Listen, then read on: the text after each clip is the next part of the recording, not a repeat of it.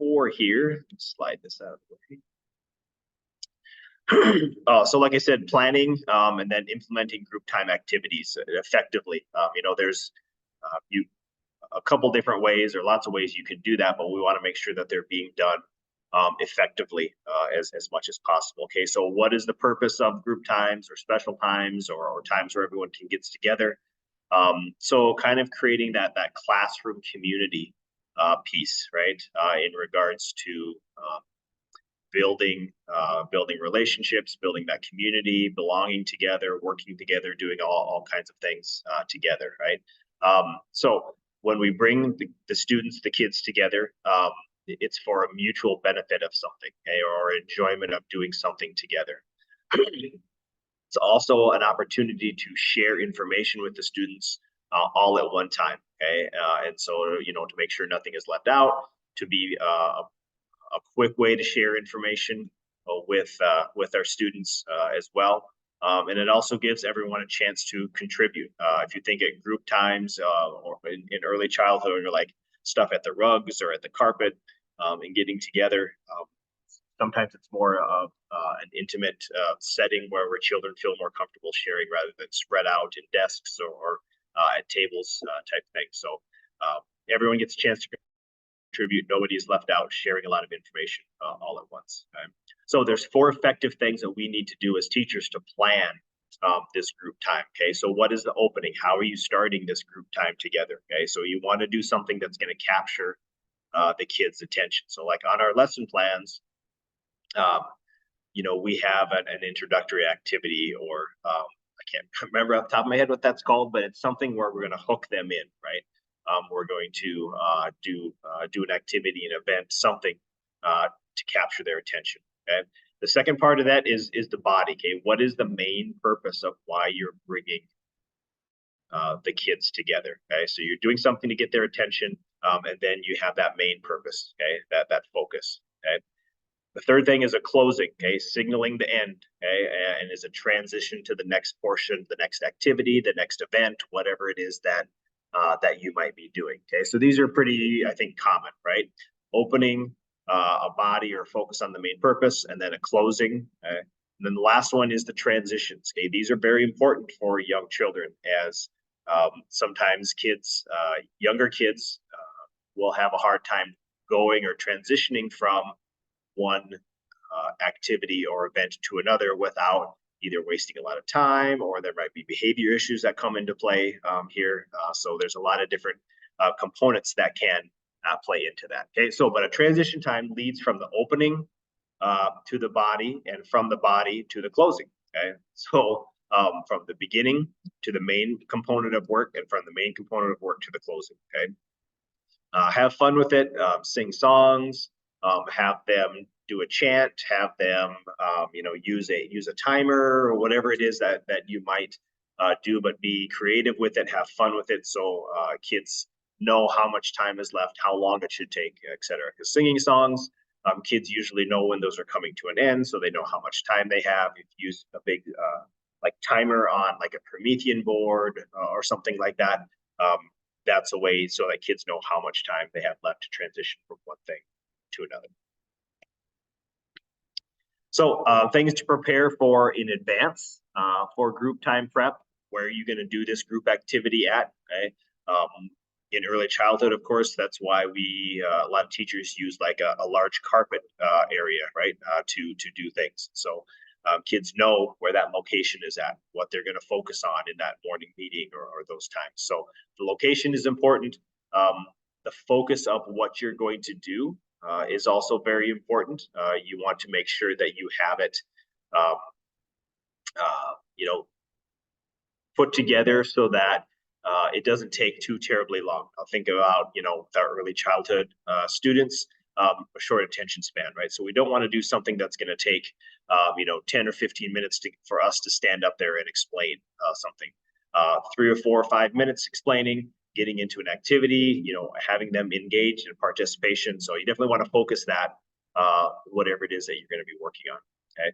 The pace and variety of what you're doing, you want to increase the pace, lower the pace, vary it a little bit so that children are engaged. And if you just stay at one pace, you're going to lose some students. If it's too slow, you're going to move those students that are advanced. If it's too fast, you're going to move those students that are lose those students that are struggling. So you want to vary that pace a little bit.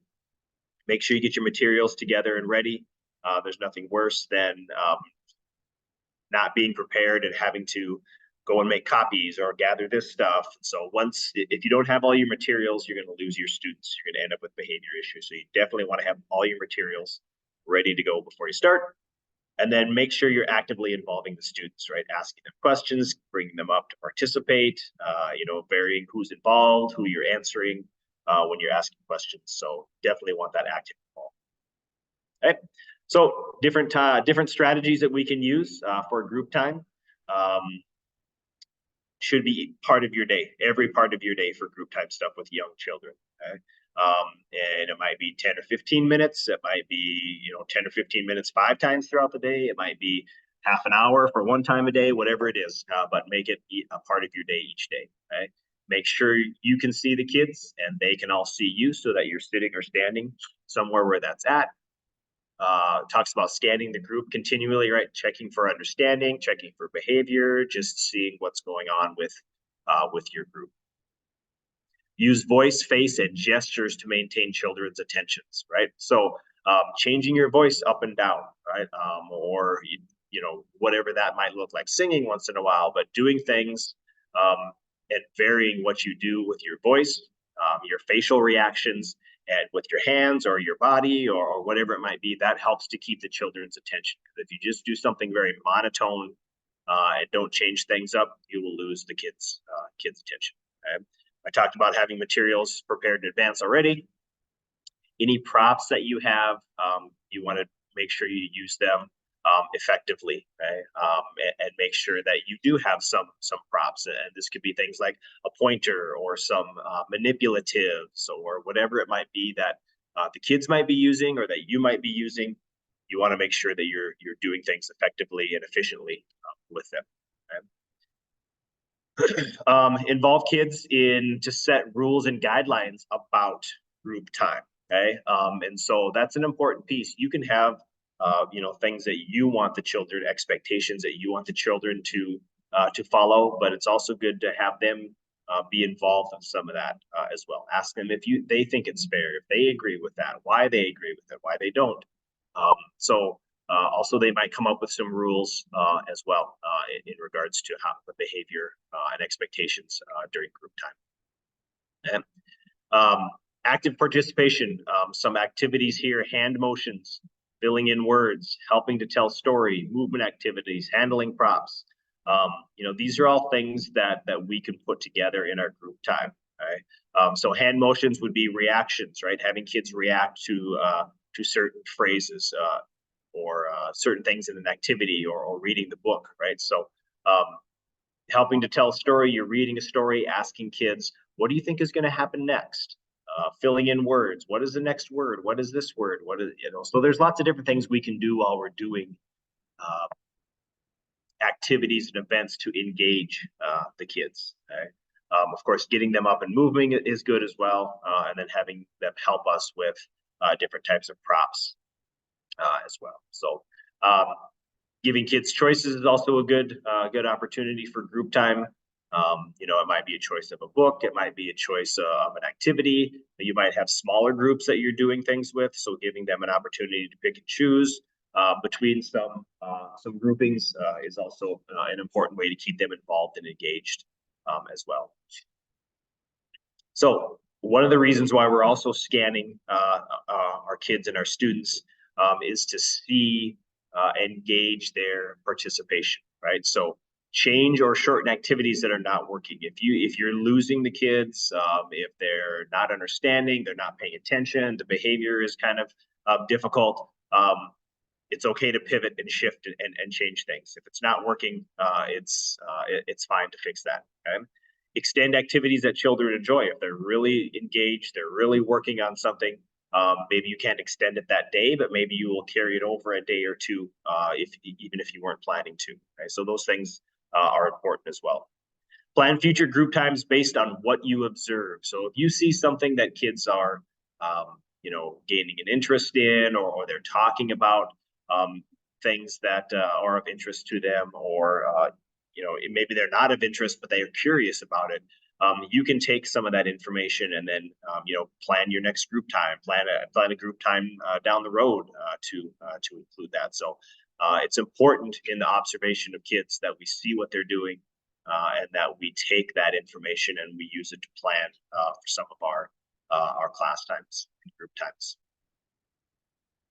Okay, so in the book, it also gives us some variations of things to do on these different, really normal or standard group times, group activities. So take a look at some of those and see if there's anything that you might potentially do. But of course, storytelling time, that's kids given the opportunity to share information, as well as us reading books and sharing information. They might tell a story. Planning, music, read aloud.